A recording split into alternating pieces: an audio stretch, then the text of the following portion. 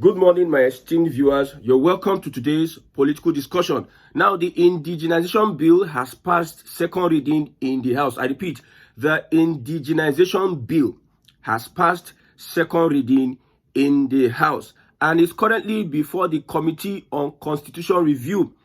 The bill that everybody is speaking up against is currently before the Committee on Constitutional Review. Who are the sponsors of this bill? Let's know the sponsors, all of them.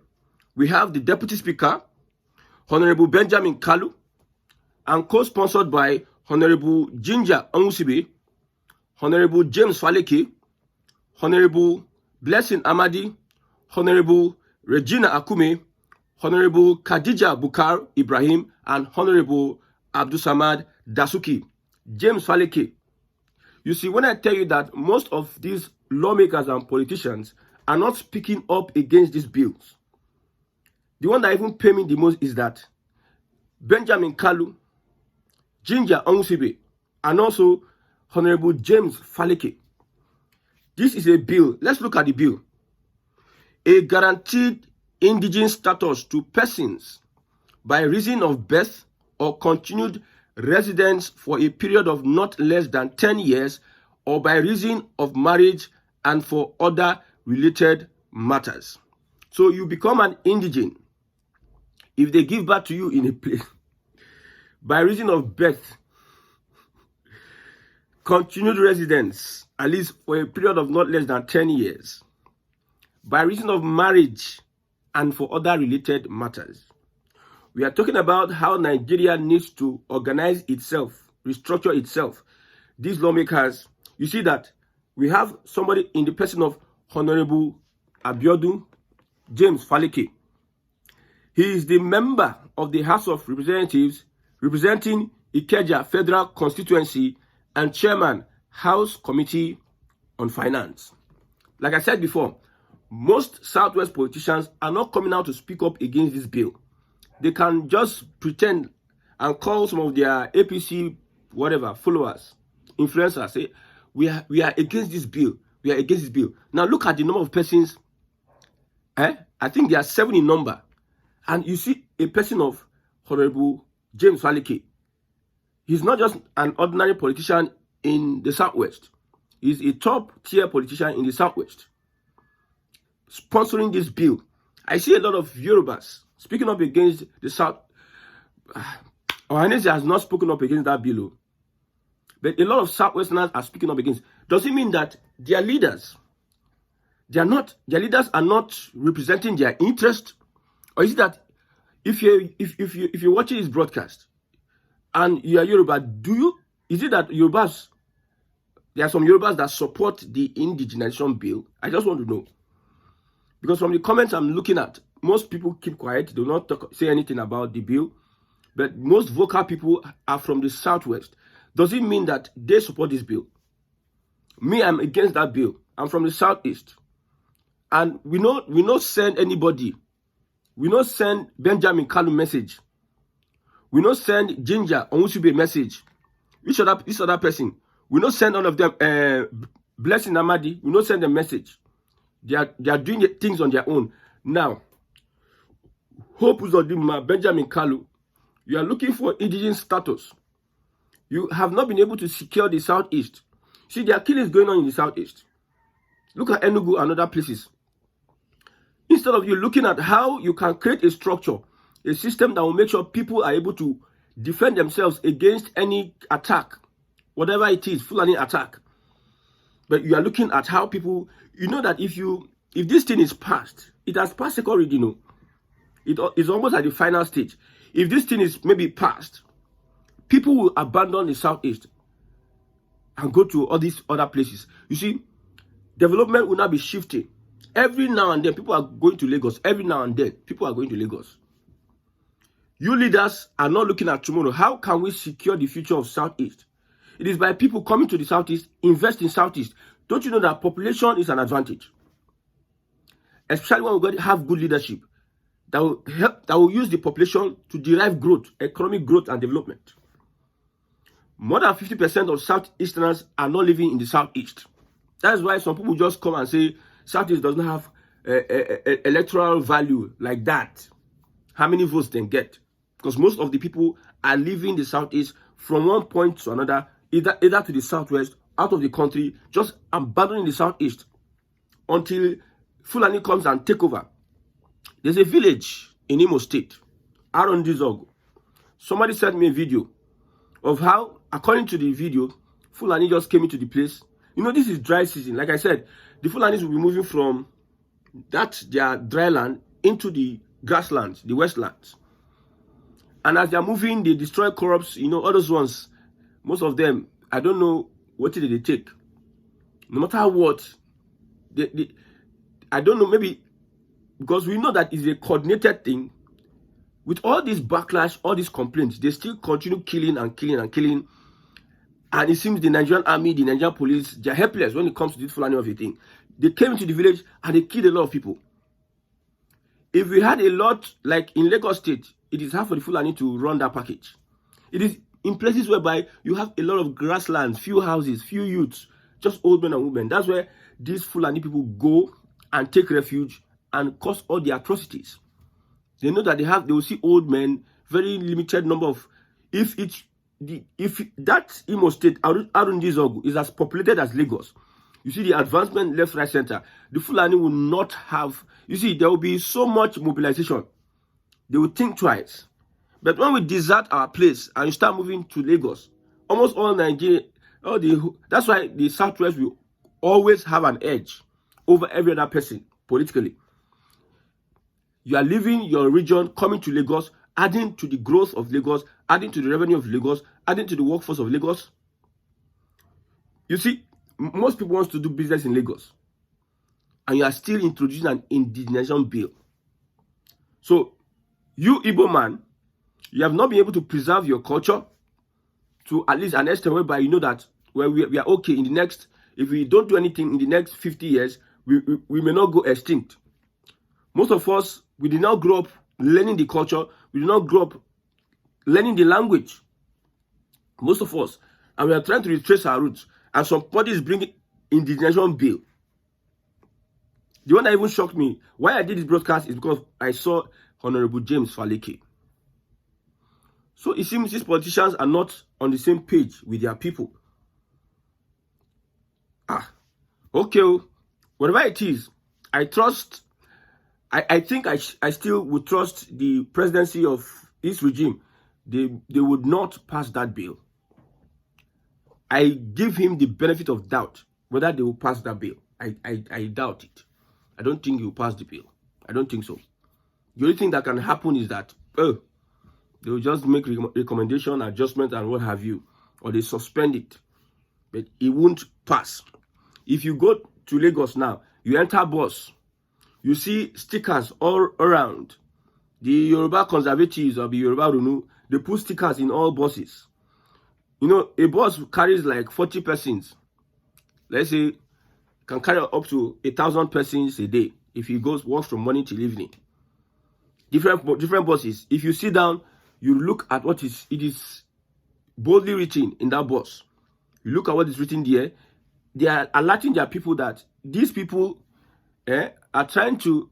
I know that most of them will use Igbos want to come and take our lands. Sorry, it is not Igbos, it is the politicians. And mind you, Honorable James Faleke is part of those that are sponsoring this bill. So if you want to push your propaganda, push your proper propaganda. And let me tell you, Honorable James Faleke is part of those that are sponsoring this bill. So people that want to take over lands, the generation of Igbos that have risen now. I went to my place.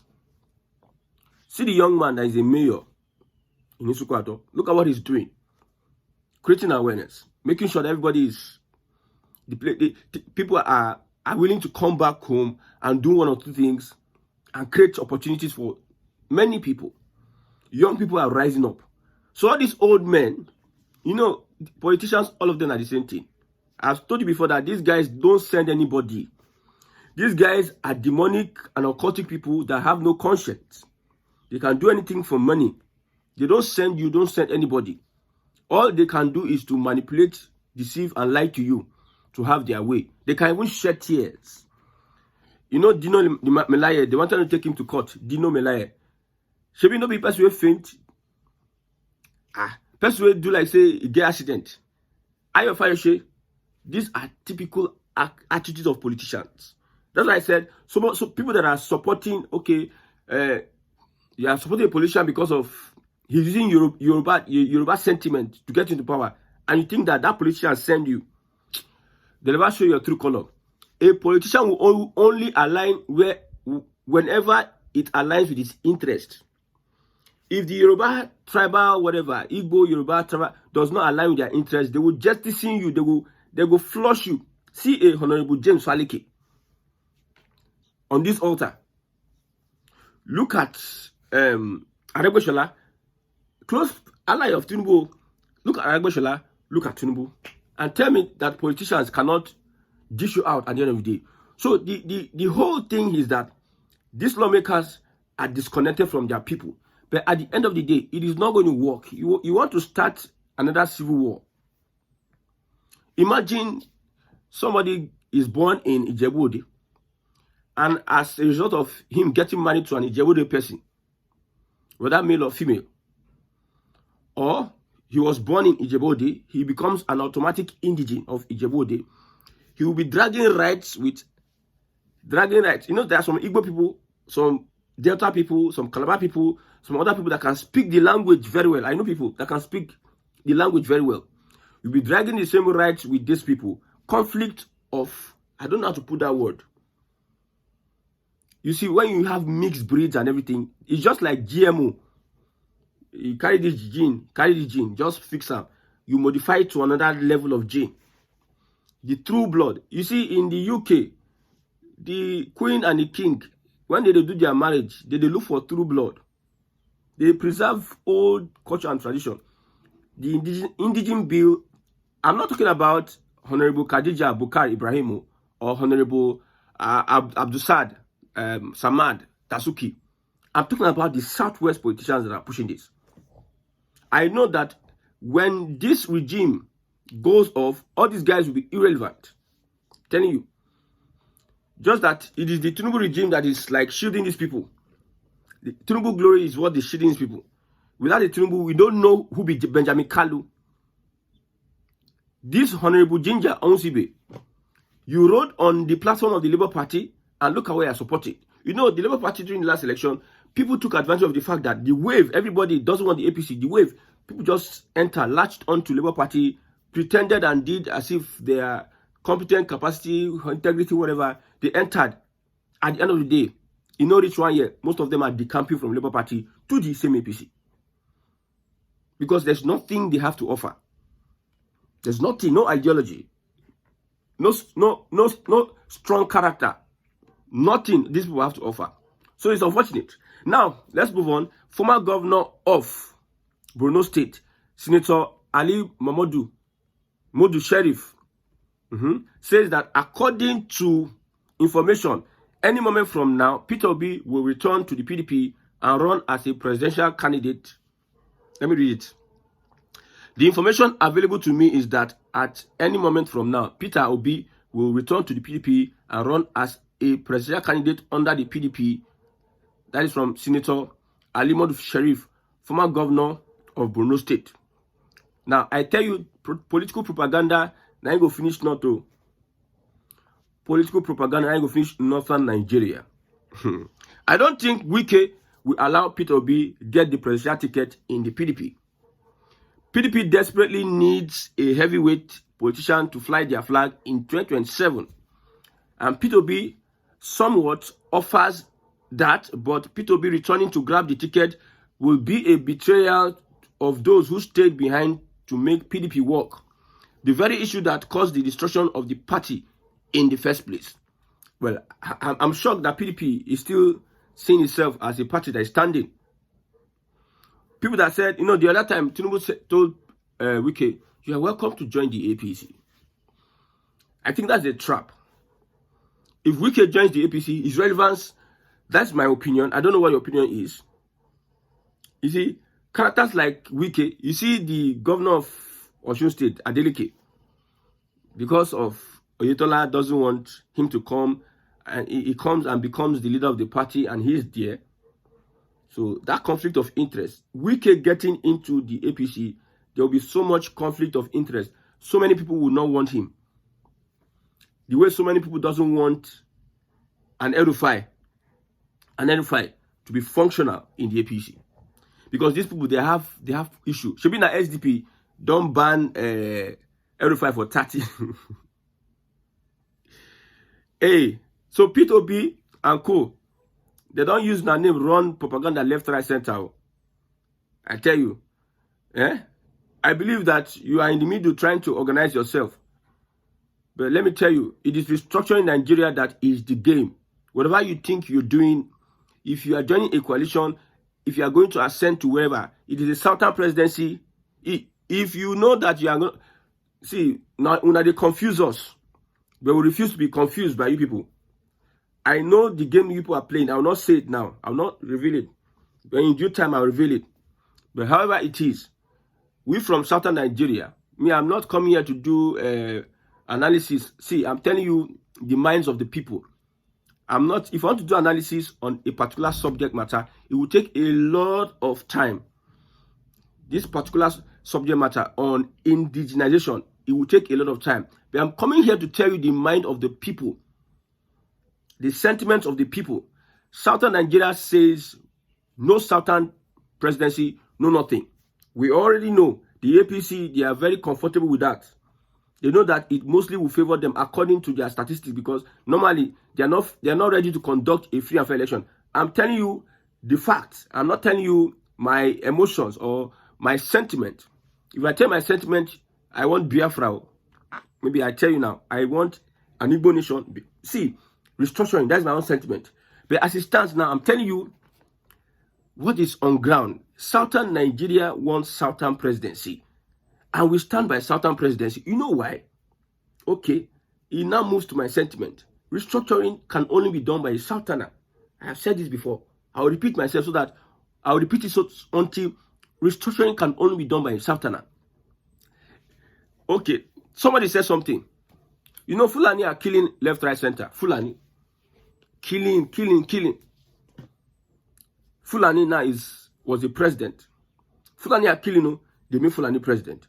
If it were to be an Igbo person or the Yorubas, let's look at that sentiment. If it were the Yorubas, it was Sunday Igboho and his boys moving to northern Nigeria, killing. Every now and then, they become untouchable. They are killing. They are in the army killing. Would they not support a Yoruba person to become president? That's a very important question. Would they not support a Yoruba person to become president? But still, this Fulani are still coming out day by day. If it were to be an Igbo person, they go down the Tucano jet where they get, they don't deploy them since. To flush them, they will be up and doing, they will be active. If you go release Abba Kyari for prison, if na Igbo people, they run the package left, right, center. You can see how aggressive the army is in the southeast, and how they operate in the northeast and northern part of Nigeria. So why do we need to have a Fulani?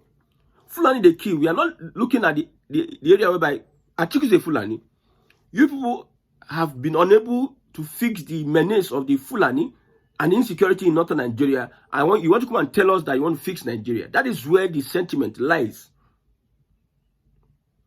We know that restructuring Nigeria, the Fulani will be the greatest losers.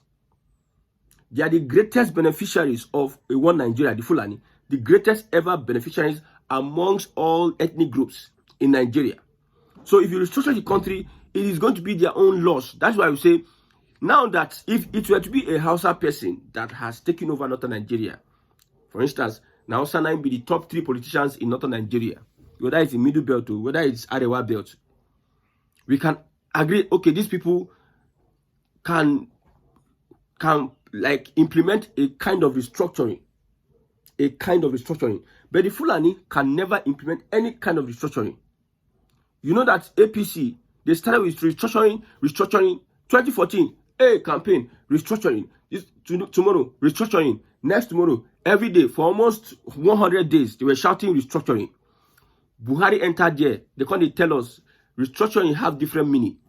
Politicians, normal way they run their package. Restructuring have different meaning.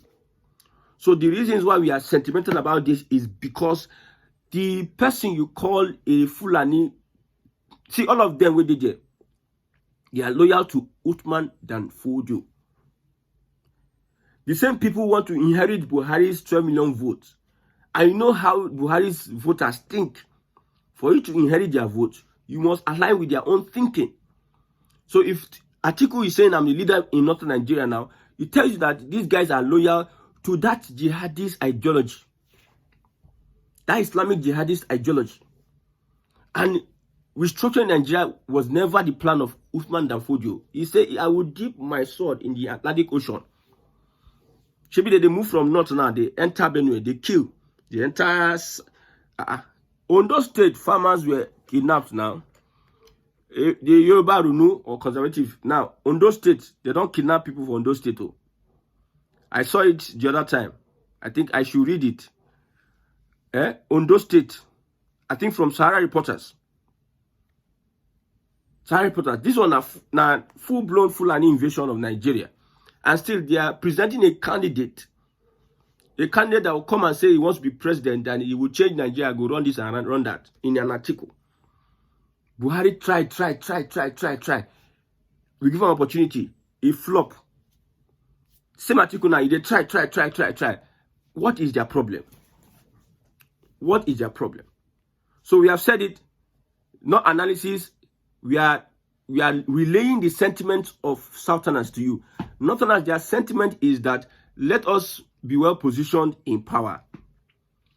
Nobody should take us from our position. Let's keep on reaping. Let's be the highest shareholders in Nigeria and its resources. That's the sentiment of Northern Nigeria. A Northerner must be influential in any, whether it's Southern presidency or whatever. A Northerner must be there. Northerners that then get Nigeria. That is their sentiment. And we are the leaders. We are born to rule. That is their sentiment. Southern sentiment, now we want to restructure Nigeria. And the only person that can do it, we waited for Buhari 8 years. In quote. Now, it is our turn for you, Northerners, to wait. You refuse to wait. You play politics for us. See, somebody says, any Igbo person that is saying, if not, does not give P2B the ticket, and let Tinubu rule, say the person doesn't know what he's saying. My brother, you are the one that doesn't know what you are saying. Until the Fulani achieve the agenda, you gonna say all these things will happen. Now small thing.